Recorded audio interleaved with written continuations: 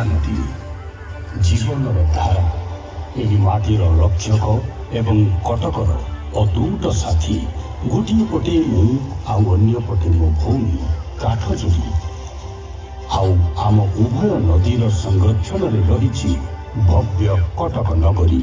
ଆଜି ମୁଁ ଆପଣମାନଙ୍କୁ ଏହାର କାହାଣୀ ଶୁଣାଇବାକୁ ଆସିଛି। ଏକ ଏପରି କାହାଣୀ ଯାହା ସମୟ ସହିତ ପ୍ରବାହିତ ହୋଇଛି, କିନ୍ତୁ ମୋ ମଧ୍ୟରେ ସଦାସର୍ବଦା ସମାହିତ ରହିଛି।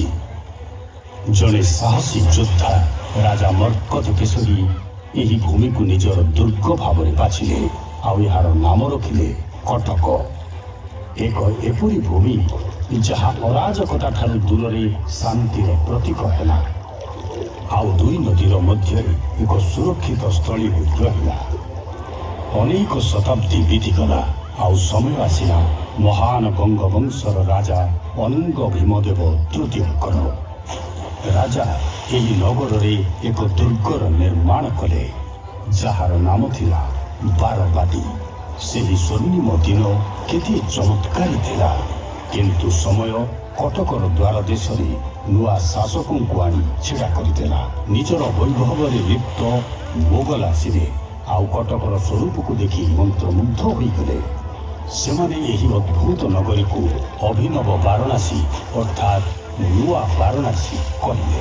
ମୋଗଲମାନେ ଏଠାରେ ମସଜିଦ ଏବଂ ମିନାର ନିର୍ମାଣ କଲେ। ସେତେବେଳେ ଲାଗିଲା ଯେପରି କଟକର ମୁକୁଟରେ ରତ୍ନ ଖଚିତ ହୋଇଛି। କିନ୍ତୁ ଏ ସମୟ ମଧ୍ୟ ବଦଳିଗଲା। ପୁଣି ମରାଠା ଆସିଲେ। ସେମାନେ ବ୍ୟାପାରୀ ବି ଥିଲେ, ଆଉ ଯୋଦ୍ଧା ବି। ସେମାନେ ବ୍ୟବସାୟକୁ ପ୍ରାଧାନ୍ୟ ଦେଲେ, ଆଉ କଟକକୁ ଏକ ବ୍ୟବସାୟିକ କେନ୍ଦ୍ରରେ ପରିବର୍ତ୍ତନ କରିଥିଲେ। ନୂଆ ଭାଷା ଆଉ ସଂସ୍କୃତି ଏଠାକାର ପବନରେ ସ୍ୱାଧୀନ ଭାବରେ ଝୁମିବାକୁ ଲାଗିଲା। ଜଳର ହଲଚଲ ଭୟାନକ ଭଉଁରୀରେ ବଦଳିଗଲା, କାରଣ ଇଂରେଜମାନଙ୍କ ଆଗମନ ହୋଇସାରିଥିଲା। ସେମାନେ 1803ରେ କଟକକୁ ଅଧିକାର କରିନେଲେ, ଏହାକୁ ନିଜର ସାମ୍ରାଜ୍ୟରେ ବାନ୍ଧିଦେଲେ। କଟକକୁ ବଦଳିବାକୁ ବିବଶ କରାଗଲା, ଏହାର ଆତ୍ମାକୁ ପରୀକ୍ଷା କରାଗଲା, କିନ୍ତୁ କଟକ ହାର ମାନିଲା ନାହିଁ। କିନ୍ତୁ ଯେପରି ବିନାଶ ପରେ ପୁଣି ନବସୃଜନ ହୋଇଥାଏ, ସେହିପରି କଟକର ସ୍ୱର୍ଣ୍ଣିମ ଦିନ ପୁଣି ଫେରିଲା। ସ୍ୱାଧୀନତା ପରେ କଟକ ପୁଣି ଗର୍ବର ସହିତ ମୁଣ୍ଡ ଟେକିଲା।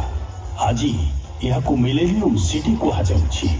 ଆଜି ଏହାର ଗଳି ସକାଳ ପରି ଚମକୁଛି। ଏହାର ବଜାରରେ ବ୍ୟବସାୟର କୋଳାହଳ ଅଛି, ଆଉ ଏହାର ମନ୍ଦିର ପ୍ରାର୍ଥନାରେ ଗୁଞ୍ଜରିତ ହେଉଛି, ଯାହା ମୋର ଲହଡିର ସ୍ପନ୍ଦନରେ ସମତାଳିତ ହେଉଛି।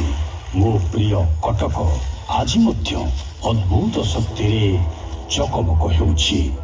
ବାରବାଟୀ ଦୁର୍ଗ ଏବେ ଯଦିଓ ଜୀର୍ଣ୍ଣ ଶୀର୍ଣ୍ଣ ହୋଇଛି, କିନ୍ତୁ ଏହାର କାନ୍ଥ ଏବେ ମଧ୍ୟ ସେହି ଲୋକମାନଙ୍କୁ ନିଜର ଅତୀତର କାହାଣୀ ଶୁଣାଉଛି, ଯେଉଁମାନେ ତାକୁ ଶୁଣିବାକୁ ଆସୁଛନ୍ତି।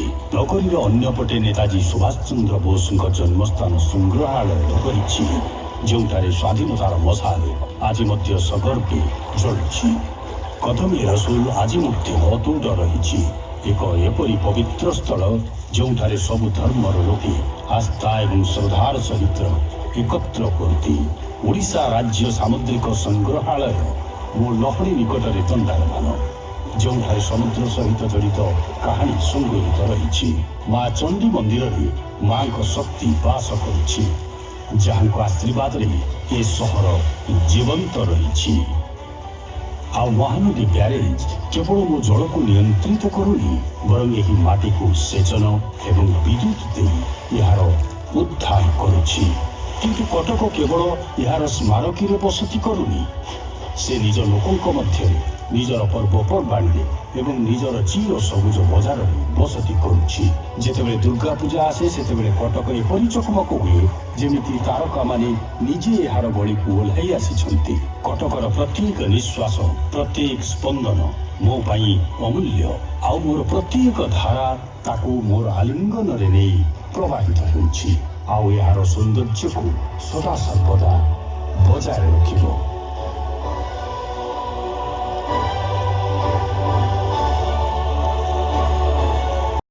ଆଜି କାର୍ତ୍ତିକ ପୂର୍ଣ୍ଣିମା ଅବସରରେ ଆମ୍ଭେମାନେ ମହାନଦୀ କୂଳରେ ନିବୃତ ହୋଇଛନ୍ତି, ଆଉ ଏହି ମେଳାର ସବୁଠାରୁ ବଡ଼ ବିଶେଷତ୍ୱ ହେଉଛି ବୋଇତ ବନ୍ଧାଣ ଉତ୍ସବ। ଏଠାରେ ଶହ ଶହ ଲୋକେ ଛୋଟ ଛୋଟ ନୌକା ତିଆରି କରି ପାଣିରେ ଭସାଇଥାନ୍ତି।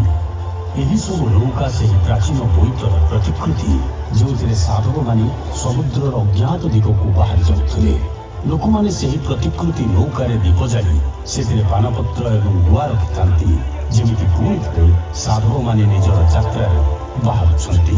ଏହା ସେମାନଙ୍କର ଶ୍ରଦ୍ଧାଞ୍ଜଳି ସେମାନଙ୍କ ଦୁଃସାହସୀ ପୂର୍ବଜଙ୍କ ପ୍ରତି, ଯେଉଁମାନେ ଅଜ୍ଞାତ ମହାସାଗରକୁ ପାର କରି ଆମ ପାଇଁ ଅନନ୍ତ ସମ୍ଭାବନାର ଦ୍ୱାର ଉନ୍ମୁକ୍ତ କରିଛନ୍ତି। ଏହି ମେଳାର ଅନ୍ୟ ଦିଗଟି ହେଉଛି ଏଠାକାର ସାଂସ୍କୃତିକ କାର୍ଯ୍ୟକ୍ରମ। ଏଠାରେ ଓଡ଼ିଶାର ନୃତ୍ୟ ଏବଂ ସଙ୍ଗୀତ ପରିବେଷଣ ହୋଇଥାଏ। ଏହିସବୁ ନୃତ୍ୟ କେବଳ ପ୍ରଦର୍ଶନ ନୁହେଁ, ବରଂ ସେହି ଭାବନାର ପ୍ରତିଫଳନ ସଦୃଶ୍ୟ। ଓଡ଼ିଶାର ଆତ୍ମା ଏହି ମେଳାରେ ଜାଜୁଲ୍ୟମାନ ହୋଇଥାଏ। ଏହି ସମୟରେ ପଞ୍ଚୁକ ଉତ୍ସବ ମଧ୍ୟ ହୋଇଥାଏ।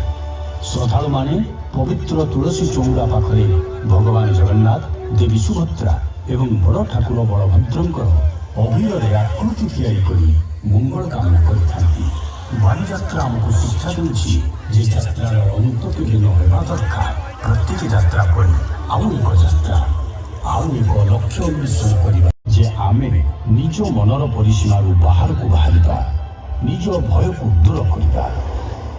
କାରଣ ଜଣେ ପ୍ରକୃତ ଯାତ୍ରୀ ପାଇଁ ଲକ୍ଷ୍ୟସ୍ଥଳର କୌଣସି ଶେଷ ନଥାଏ।